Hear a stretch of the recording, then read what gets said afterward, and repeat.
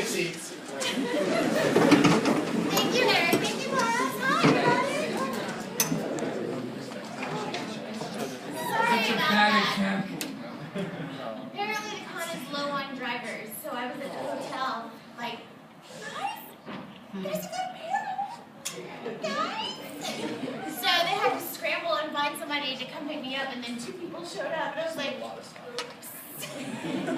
So I told the other guys, I was like, hey, Joel, Rob, Kent, if you gotta go to the con, do it now. Don't wait.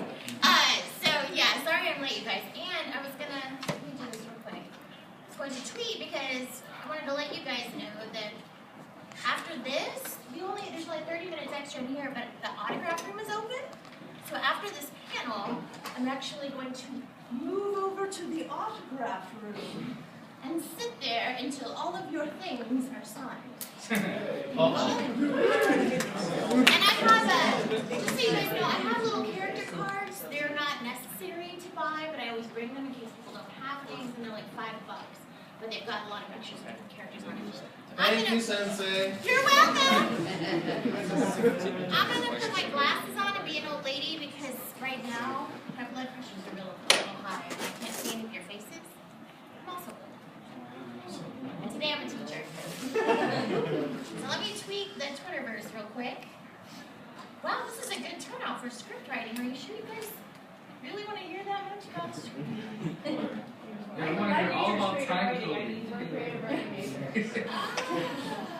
Well, you guys probably do. Yeah. Everybody else is going to be like, this is boring. No. I think it's pretty interesting. I mean, like, if you're not aware of how anime gets from Japan to the booth, the dubbing ADR booth, then I think it's pretty interesting. Okay, hold on. I can't do 2 things at once. I'll be autographing. What time is this panel over? 11:30? Yeah, yes. 11:30. Just in case somebody's not here.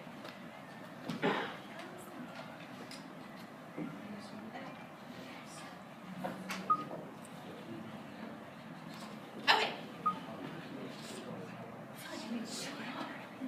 It's been a crazy morning already. So, I'm assuming that you guys know who I am, and that's why you're here.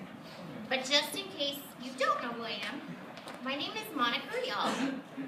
I'm a voice actress.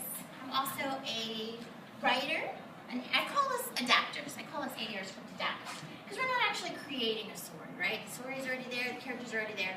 We're just adapting it for a new language. I also have directed. I directed Kenichi the Mightiest Disciple, Nabari no O, Holic. So I've done a little bit of everything. I even worked like on the other side of the building, like tracking timesheets for engineers for a while. Like, I like to know everything about an industry if I'm getting involved. So I like to think that I know a lot. That still doesn't mean I know a lot. So if you ask me a question and I go, I don't know, forgive me. But today, Give the Jamie Markey answer. I don't know crap. For those of you that don't know, I've been telling everybody about this because I think it's so awesome. Jamie Markey is a fellow voice actress and writer. She has a thing that she does called FYI Friday on her Facebook. And I think she links it on Twitter too. I'm not sure. But basically she picks a topic and she kind of gives you the insight on that topic. And one of her first ones was, voice actors don't know crap. If you want to know when your favorite anime is coming out, don't ask a voice actor because they don't know crap. Which is usually true. Or we can't tell you. Because non-disclosure agreements. They suck. But this morning, what we're going to talk about, quickly, is ADR script adapting. Do y'all know what I'm talking about when I say ADR script adapting? So, okay, I'm going to walk you through the process really quickly. Show in Japan, really popular. Everybody wants it, right? Anime companies in the United States start throwing money at the Japanese. Give it to me, give it to me, give it to me. The Japanese go, who's the highest bidder? Funimation, you win! Not always the case. Funimation, you win! Funimation gets the show. What happens then is that we are given materials, what are called materials, which is basically the unedited video, just basic. If it's available, sometimes only the broadcast video is available because the DVD video has not been created yet. So we'll get broadcast video. Then we'll get art, so that the art department has pieces that they can utilize to do all the box art and stuff. We'll get any kind of notes sometimes. Sometimes we'll get scripts. We'll get the sound effects and the M&Es, which is the music that's in the background, all that kind of stuff. So then what happens is Funimation goes, sweet, we have this show. Let's put it on our giant schedule of doom. And so once it's on the giant schedule of doom and they have an idea about when it needs to come out, that show is sent to the translators. The translators then have to translate said show. Sometimes they do the whole show at one time, sometimes they do an episode at a time. It just depends on their workload. The translators are headed by a lovely lady named Sarah Lindholm, who I absolutely adore. She's one of my old friends. We worked at AV together, and then I made her come to Funimation. She's that awesome. She's also Swedish, with bright red hair, and speaks the best Japanese you'll ever hear. Like the consulate brings her in whenever Japanese dignitaries come to town because she's that good. So if you can imagine all these Japanese dignitaries coming to town and there's this little red-headed girl, it's like, "Konnichiwa!" They're like, what are we doing to me? She's fantastic and I adore her. So she's the head translator. She then decides who translates it. It's usually translated by 2 different translators, and then she checks it. Because it's always beneficial to have a translator that speaks Japanese first and learned English, like a native Japanese speaker, and then to have someone who is a native English speaker who speaks Japanese. Because there's going to be things that you don't catch. The languages are so different. It's like apples and oranges. That way you have 2 sets of eyes looking over it to make sure that it's okay. Sarah's job is to look over it in the end and go, does this make sense? Did they get it correct? She'll make little changes. Once it's through with translation, that's an arduous process all in its own. Then it's sent to the grand poobah of writing, who's also a voice actor, John Bergman. He is the, what do they call him, the head writer, right? He's like the big behemoth writer man. I don't know that he actually writes anymore, but his job is very important. He gets the show. He gets every show, basically. Funimation goes, you have the show, you have to write it. It has to be done by this time, go. So then John's decision is, okay, is it a comedy? Because if it's a comedy, I'm probably going to give it to J.D. Markey. Is it something really cerebral that needs a lot of flowery language? Where's Tater? Is it something that's going to go on and on forever, requires a lot of research, maybe some historical knowledge?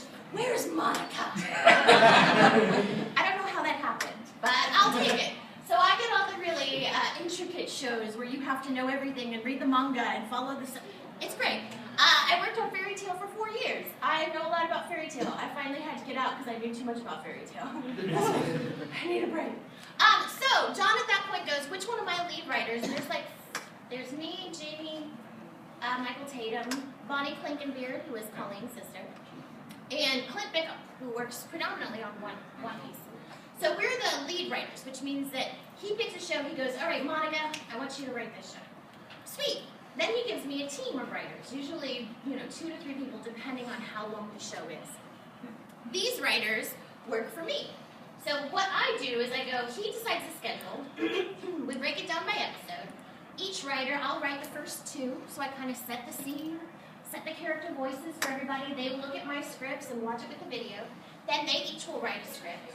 And then what happens when we have about 6 scripts together, which is usually what we use in the booth, is about 6 scripts at a time, they'll be sent back to me.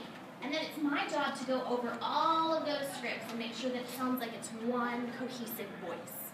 So like if somebody else is, oh, I want to make this character a little more punky, I have to bring them back so it sounds like the other characters. Or, if Michael Tatum writes one script and all of a sudden everybody's using 5-syllable words, I have to bring it back. So that's, and then it goes from there, it goes to John, and then he turns it in, and then they put it on the schedule, and then it goes through the booth, director is chosen, auditions are held, and then it's recorded. The actual process of writing a script itself is pretty tedious, and it is very, I like to think of it as a puzzle, right? It's like a puzzle, a very intricate puzzle with very small pieces that you have to put together. A lot of people find it mind-numbing. Here's why. The first thing you have to do is what's called time coding. I get video, right, Japanese video, that is has a little time code. You guys have seen that before, right? The little numbers at the top of the screen that count. And the first thing you do is you take your script and you take your video and you have to go to every time somebody opens their mouth or makes a noise. So at the very beginning of every line, every, all of those, you have to go down to the frame where it just starts to open, the mouth opens, right? Not here, right here. It's very, very difficult to kind of find on each one. There's a lot of me wearing my glasses looking at the computer going, gosh darn it, where is it? When it's off screen, it's even worse because then you have to listen to the Japanese and kind of guess where it's coming in. That takes usually anywhere from 3 to 6 hours, depending on what show it is. So once you're done with time coding, you get to start the actual writing process. Now the writing process, because it is a story that already exists, we're trying to convey the original intent of the Japanese. You can't just make stuff up, right? Usually. There are a few shows where they'll let you do that, but very few. What happens is you have your translation and you have your video. And you watch them together. And you realize here, the translation is, I want to go to the store.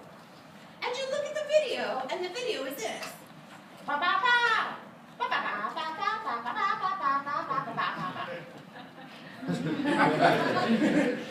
I want to go to the store will in no way fit those flaps. So you have several options.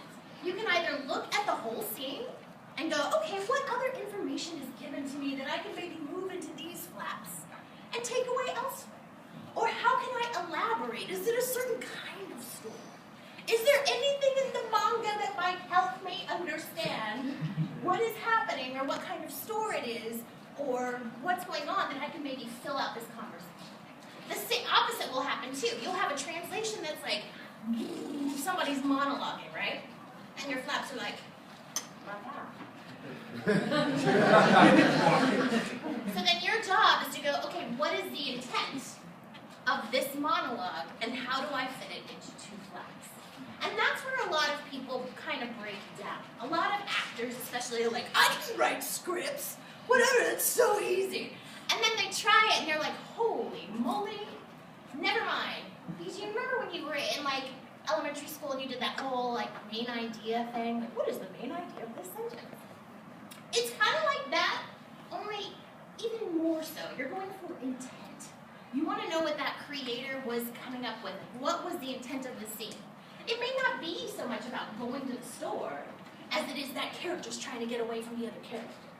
And if that's the intent, then you can convey that in any way you please as long as you don't stray from the original intent. So my goal as a writer is usually, I want to make sure that if you watch it in English and your friend watches it in Japanese, you might not use the exact same language to get there because of flaps and all that kind of stuff, but I want to make sure that you've seen the same show with the same characters. You feel the same way about all of them. You've gotten the message, which is the most important thing. So we used to get a lot of flack because people would be like, in the Japanese, they say cute, and you use the word adorable. I mean, come on. It's kind of the same thing. And cute, yeah, cute is one flap, and adorable feels a lot of flaps. So it's really nice. Another thing that we have to think about that you wouldn't normally think is, in the Japanese language, it's very common for you to say the person's name who you're addressing, right? So it'd be okay for me to go, hi Juan, how are you doing today? I'm fine, thank you. You have to add my name to it. I'm fine, Monica, thank you, and how are you? I'm doing great, Juan. It's so good to see you today. Have you been treating yourself okay, Juan? I mean, it's cold outside, Juan. Oh, it's not that bad, it was worse. But yeah, I'm good. Thank you. But you know what I mean? Like a lot of times that's why if you watch in Japanese, you'll hear the name a lot. It's just a quirk about their language. We don't do that, and it's kind of creepy when you hear that, right? It's like, why do they keep saying each other's names? So usually our job is to go, okay, let's make sure that the character's name is said when they're introduced, that the people get a good feel of who it is, and then let's try not to say it anymore unless we need to.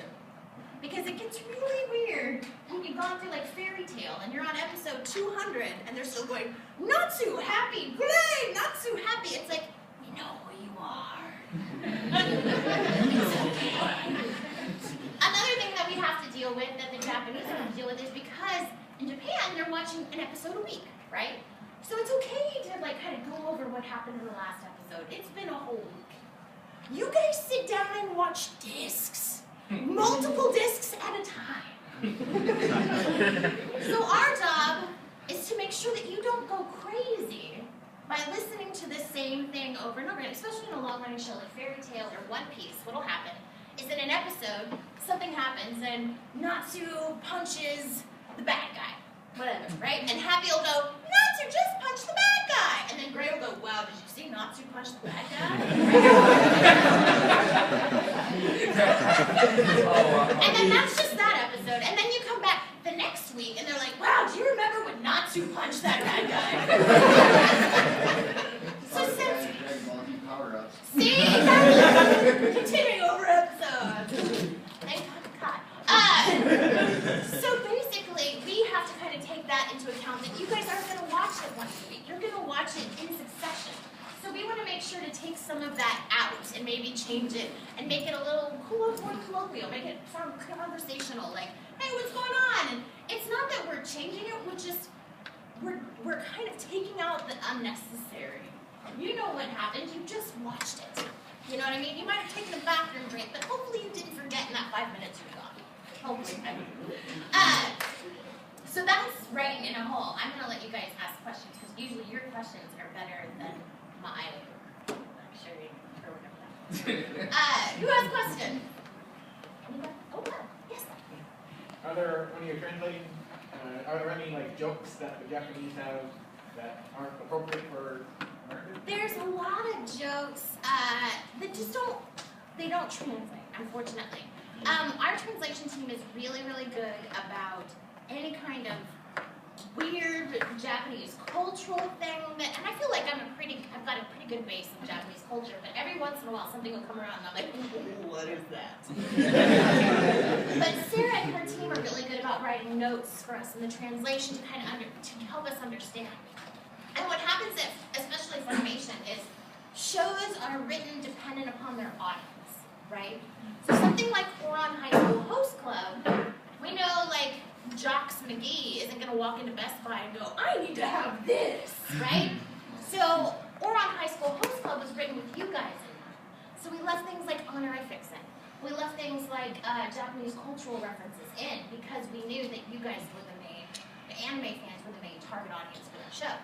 You get something like Candy and Stocking or Shin-Chan, which has the possibility of having a much wider audience, then there's a lot more liberty. They want to take out honorifics. They want to make it a little more westernized so that when, Jocks McGee walks into Best Buy and goes, what is this Candy and Stocking? Whatever, I'll buy it. He can watch it and not be like, whoa, Japan. Because to normal people, believe it or not, like my boyfriend doesn't have anything to do with anime. He had never seen anime. He doesn't even play video games. I thought it was awesome. He was like, I'm sorry. I'm like, no, it's cool. But they don't get it. Like, we're so used to it that we understand it. But if you show, like, especially really Japanese-centric anime to somebody, they're going to go, whoa. What is happening? So it's usually our job to kind of create. That said, there's always issues that come up. Like, in Fairy Tail, there was one episode, I can't even remember what it was about, but it was a pun on words, basically. And so a pink elephant popped up, and then something else popped up. And so my job is to then figure out, okay, that pun's not going to work, because pink elephant in English is not pink elephant in Japanese, and the joke is no longer funny. My job is then to make a joke that is funny, because of course all the characters right after that line are like, ha ha ha ha. So it has to be funny. It has to involve a pink elephant, because he's on the screen. And it has to come from nowhere, because we haven't been talking about pink elephants. I can't think of anything that rhymes with elephant, really. I mean, so it can get very tricky. I can tell you that I've spent many an hour in front of my computer going, just freaking out. That said, with all their notes and their cultural notes, it's been nice, because if there is something that I don't understand, the translators are always willing to help. We have a very good open, constant connection with them, so we can contact them and go, what does this mean? Or is this correct? Or what is this thing? Please explain more to me, because your notes didn't quite get it. So we're very lucky in that. And Sarah's in-house, meaning she's actually in the building. So that's awesome too, because the directors can also go to her and go, could you say, and that's the new thing, is she's been pronouncing all the names So that in the beginning, before the dub starts, there's a list. As long as the director asks her to. She'll come in and say all the names so that when you go in as an actor, it's like, oh, sweet. Everything's got all the pronunciation we need right there. So we're not mispronouncing it. I used to do all the time. Because it's hard. Who else had a question? Yes? How does, my phrase is fairly, like, how does writing scripts for anime compare to like writing scripts, like say like short stories, or just like free writing? Because he wants to go into like recording, and so he wants me to go into anime script writing, so we can be like super power couple anime.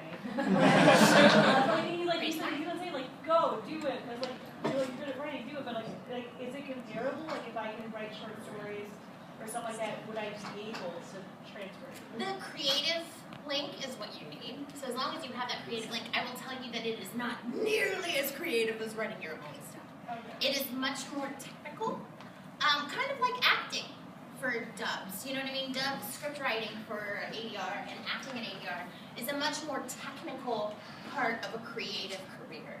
So I always call it math acting. So it would be like math script writing.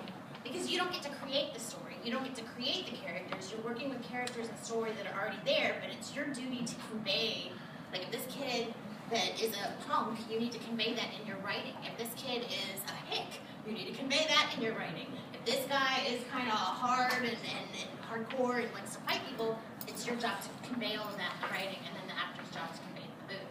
So you are still have these weird kind of limitations that are put on. That said, it's an awesome mental,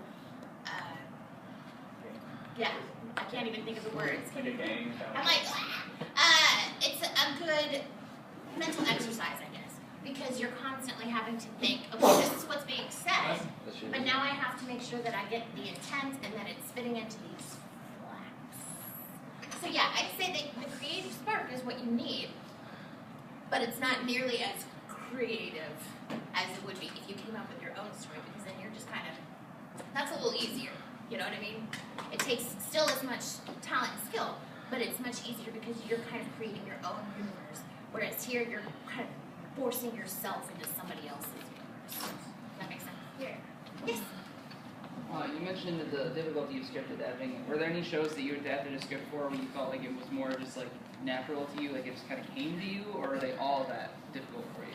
I'd say Oron was pretty easy for me. Oron High School Host Club was pretty easy for me because I got those characters, like as soon as I saw them, and they're kind of archetype, like they're kind of broad characterizations, like once you get to know them a little better, but you got your guy with glasses, you got your, heartthrob, you got your cute little guy, you got your weird twins. So for me, that was easy. They ended up being my favorite to write for. At first I was like, ew, and then I was like, yeah.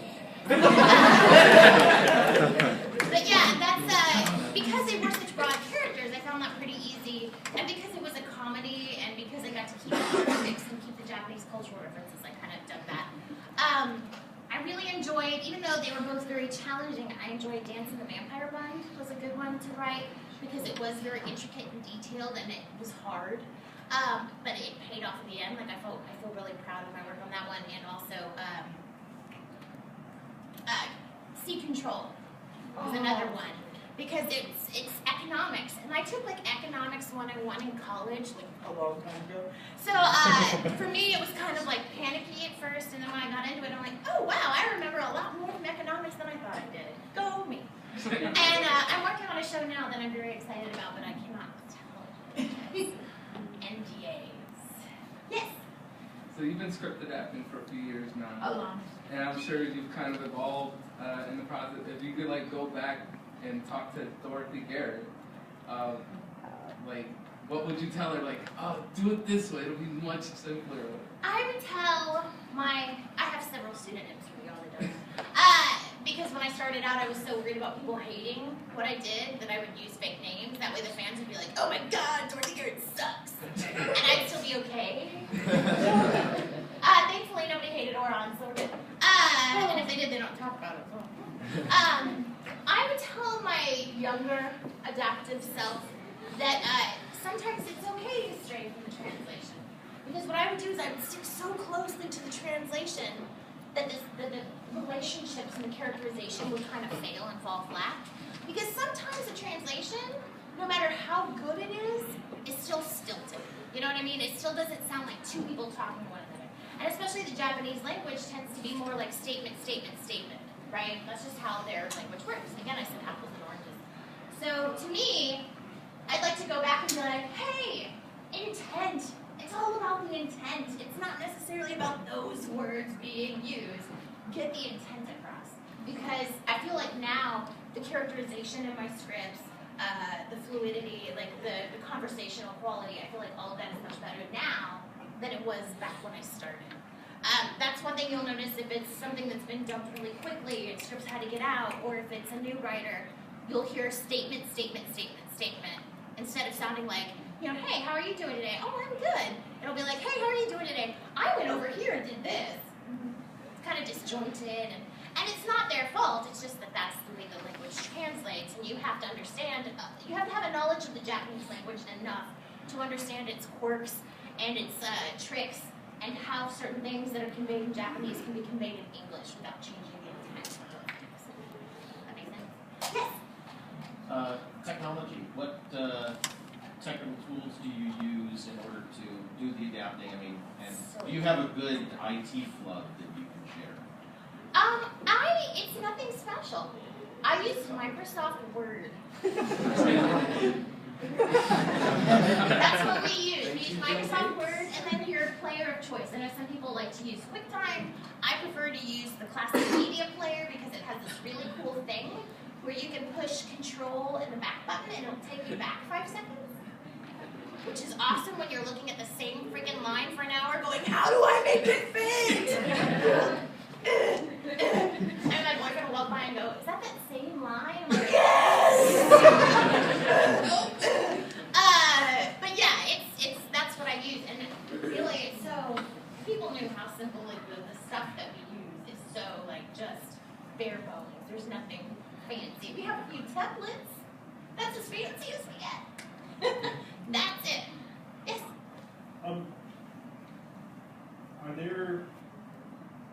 Is it easier to have like multiple series back, or when they're kind of spread apart to where you can have a fresh look, like connect characters go, oh yeah. It depends on the show. If it's a show, all right, I'll let you guys in on a little something. I'm gonna whisper it because I don't want the cameras to look at it. I wrote a little show called I used a pseudonym because the materials we got from Japan were not so awesome. So I kind of had to wing it. Which is not fun. That's another thing people don't understand is that sometimes because you say you're going to get materials doesn't mean you always get the materials you need. Does that make sense? Sometimes things happen. That show, I wrote the, second and third, however many seasons, all together. Because there's so much going on. Everybody's got 4 different names. They've got 4 different powers. Everybody's doing, they're all in each other's business. And so for me, it was like, if I take a break from this, I'm going to forget it. Meanwhile, a show like Fairy Tale, I was able to go do some Fairy Tale and then leave and do some Fairy Tale and then do the show. After a while, though, there was just so much of it that all I did was Fairy Tale, and I finally had to stand up and go, I love this show, and that's why I need to take a break. Because right now I want to murder Natsu. So Tyler Walker now has the lead writer for Fairy Tale DVDs, which is awesome because he's the director, so it's great. But yeah, it depends on the show. There are some shows that, if they're more light, they don't have a lot of historical detail, a lot of really intricate characterization, then you can step away and come back, and sometimes it's good to have that break and go, oh, okay, woo, I'm happy to be back. Other shows, it's like, you take me off of this, I would forget everything. And right now, we're in a weird situation, which I can't tell you about because of NDAs, but I'm sure they will make an announcement very soon. But we're in a situation where we're all having to work on more than one show at a time, which means you spend 1 week working on one show, and the next week working on the other. And my 2 shows are night and day.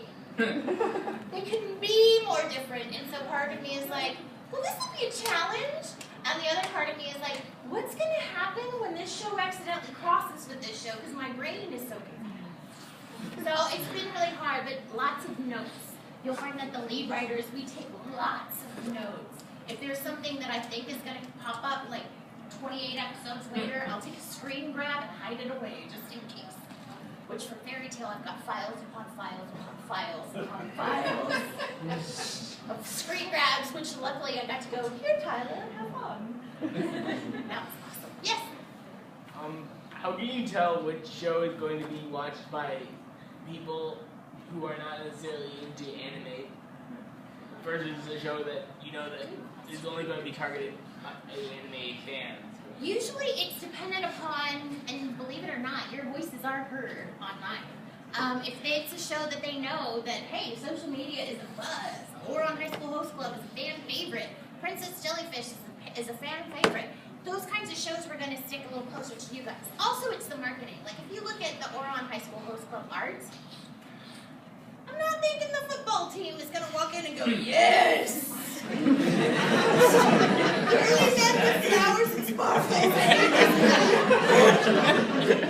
So you know that there are certain shows that automatically right off the bat are not going to be as open to that audience. Usually the ones that we consider better crossovers for the general public, the non-anime fan, are the ones that look a little different, like your Shin-Chans. It doesn't look like anime, really. It's got its own style. Panty and Stocking, which has a very Western style, also has a very Western vibe to its comedy, shall we say. Something like Soul Eater that looks more like a Gorillaz video than it does like anime. You know, things that we think are a little outside the box.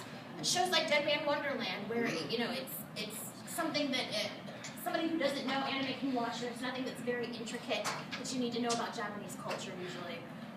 So those kinds of shows are usually how they go. It's all up to the marketing department. What would you say is the hardest script you've ever worked on? Well, there's several. The one that I just mentioned a little while ago, because I didn't have the resources that I needed, that was really hard. And then Dance of the Vampire Bund was hard. Like I said, I really liked working on it, and I'm really happy with the way it turned out. But that was one of the first shows that I had worked on with the new computer animation, where characters actually like enunciate vowels and consonants. So I not only had to take that translation, get the intent to make it fit in the flaps, but then also make sure that the consonants and vowels lined up. So I would sit there and look at lines and go, okay, it's 13 flaps, and it's ah, ee, oo, ah, ooh, ees, and write that down, and then have to find words that conveyed that translation that had those. It was insane. It was really, really difficult. I know Jamie had to do a lot of that on Panty and Stocking too. But if a mouth is so well animated and it's going, why, and you put you fool in there, it doesn't look right. It doesn't matter how the actor contorts their mouth, it's just not going to work. So, yeah, I'd say Dancing with the Vampire Bund was hard, but I loved it. Yes? I was going to ask that, have you ever had like writer's block in the middle of doing one of your scripts, like maybe halfway through, and you just couldn't get anything out? We get it. I mean, it's luckily, I can't talk. I'm a voice actor, it's a problem. Luckily, we get a week for a script. Yeah. So we get a nice chunk of time, because you will find that there are days when you wake up and you sit in front of the computer and you go, nope, it's just not going to work today. And on those days, there's no point in sitting in front of your computer and looking at it, because it's just not going to happen. So on those days, I do my laundry.